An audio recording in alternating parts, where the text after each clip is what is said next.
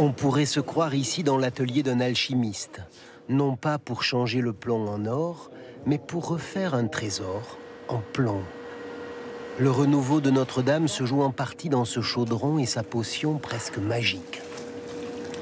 Un flot de métal à 400 degrés pour redonner son lustre à la flèche.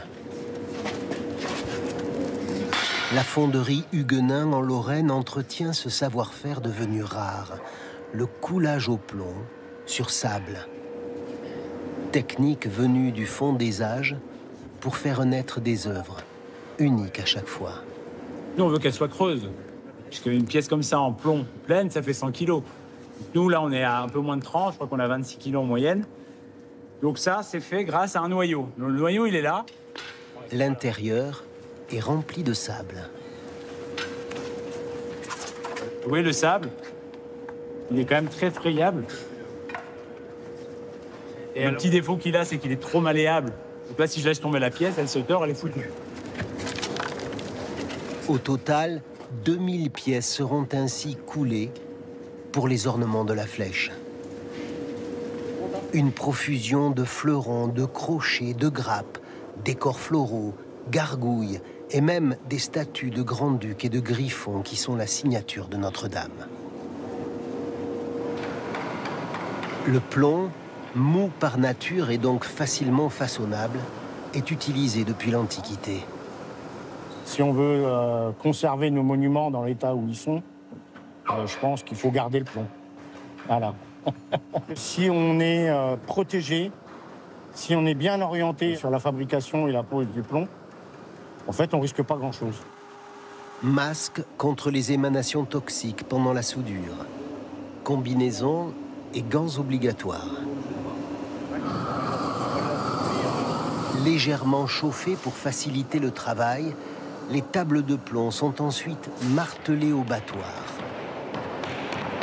Dans cet atelier à Jarny, on prépare la couverture de l'aiguille de la flèche.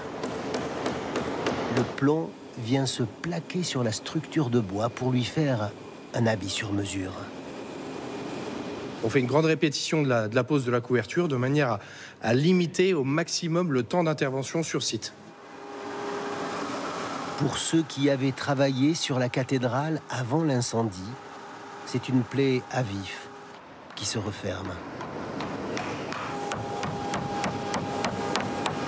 Ça m'a profondément blessé.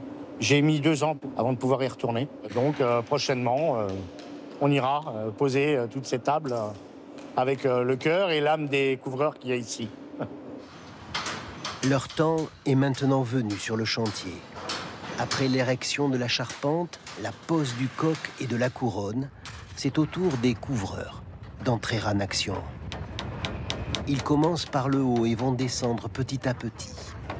Les jupes de plomb bien ajustées assurent l'étanchéité. C'est assez émouvant, c'est vrai qu'on le pose et pour une sacrée période. Normalement, on ne sera pas là pour le démonter ou le refaire. Donc ce sera, et peut-être nos enfants non plus. On ne fait pas ça pour 10 ans. On fait ça pour l'éternité. Cette cathédrale n'a connu que du plomb. Pourquoi mettre autre chose ? La décision de reconstruire à l'identique et donc de refaire toute la toiture en plomb telle qu'elle était depuis le XIIIe siècle a été prise en juillet 2020. Même si, au moment de l'incendie, la dispersion de poussière de plomb nocive pour la santé avait soulevé des inquiétudes dans le quartier. Cette flèche, maintenant qu'elle est là, eh bien, elle ne fait courir aucun risque aux riverains, à l'environnement. On est ici à 90 mètres de hauteur et vous savez que le plomb, il faut ne pas l'ingérer. Donc il n'y a aucun risque d'ingestion. On va même déployer un système de traitement des eaux de ruissellement. On reproduit dans tous ses détails la flèche construite en 1859 par Eugène Viollet-le-Duc lors de la grande restauration de Notre-Dame de Paris. Style néo-gothique dans l'esprit des bâtisseurs de cathédrales. Pour l'architecte Axel Ponsonnet, qui a suivi le dossier de reconstruction, c'est la concrétisation de 4 ans de recherche et de travail. Je l'ai connue à travers les papiers, les dessins, toutes les archives qu'on a trouvées, les photos. Donc je la connais par cœur, même si je ne l'ai jamais vue avant. Donc là, c'est vrai que c'est assez magique de voir se réaliser sous nos yeux et qu'on puisse la toucher. En descendant, la flèche s'élargit et devient plus complexe, avec des décors sculptés, des moulures et un enchevêtrement de poutres, de poinçons, de chevrons, d'arêtiers qui seront tous recouverts, cachés sous une peau de plomb. Quelque part, on a la peau, qui est déjà un chef-d'œuvre, et en dessous, il y a le chef-d'œuvre, toujours dissimulé. Un monument a toujours des secrets, il y a une porte, tout d'un coup on découvre quelque chose, Notre-Dame est pleine de secrets, la charpente va rentrer à nouveau dans la légende. Celle-ci va devenir mythique également. Mais l'ensemble de la flèche ne se verra pas d'un seul coup.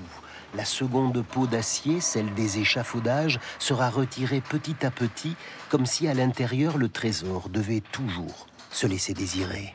Alors là, nous avons un détail intéressant, ces barres d'acier qui sont les barreaux d'une échelle que l'on a reproduite telle qu'elle était et qui servira à l'entretien quand l'échafaudage autour aura été démonté et que la flèche retrouvera sa solitude dans le ciel de Paris.